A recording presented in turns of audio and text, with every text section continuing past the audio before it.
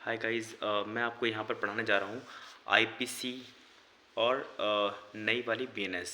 मतलब आईपीसी जो सेक्शन थी 379 चोरी, थेफ्ट जिसे बोलते हैं इंग्लिश में, वो यहाँ पर क्या बन गई है, नए सेक्शन में क्या बन गई है वो। तो पहले आपको पता होगा कि आईपीसी 379 चोरी के लिए यूज़ की जाती थी, पनिशमेंट फॉर थेफ्ट, राइट। अब जो नई सेक्शन आई है उसमें यही जो 379 आईपीसी है, पनिशमेंट फॉर थेफ्ट, वो नई बीएनएस में, भारतीय न्याय संहिता में, वो बन गई है 303 सबसेक्शन 2।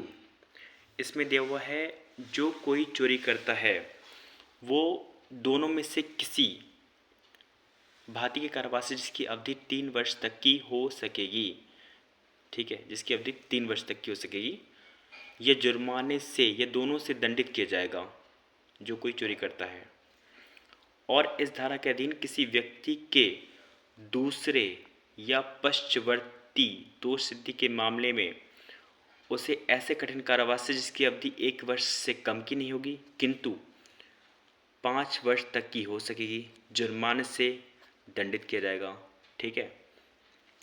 लेकिन इसमें यह भी कहा है कि परंतु चोरी के उन मामलों में जहां चोरी की गई संपत्ति का मूल्य 5,000 रुपये से कम है और कोई व्यक्ति पहली बार के लिए दोष सिद्ध किया गया है, चोरी की गई संपत्ति के वापस करने पर या संपत्ति को प्रत्यावर्तित करने पर उसे सामुदायिक सेवा से दंडित किया जाएगा। सामुदायिक सेवा क्या होती है? यानी कि कम्युनिटी सर्विस, राइट।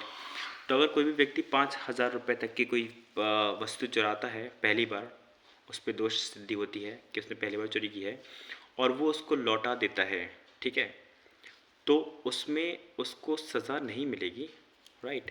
उसको सिर्फ एक कम्युनिटी दंड ही रहेगा। कम्युनिटी दंड मतलब एक तरह का, आपको कुछ भी, कि आपको स्कूल में जाके 1 महीने झाड़ू लगानी है, वो सेवा करनी है, तो उसमें इस तरह के आपको दंड दिया जाएगा, इसे बोलते हैं कम्युनिटी सर्विस, ठीक है। तो एक बार मैं आपको इंग्लिश में बता देता हूँ कि 303 सबसेक्शन 2 इंग्लिश में है, whoever commits theft shall be punished with imprisonment of either description for a term which may extend to 3 years or with fine or with both.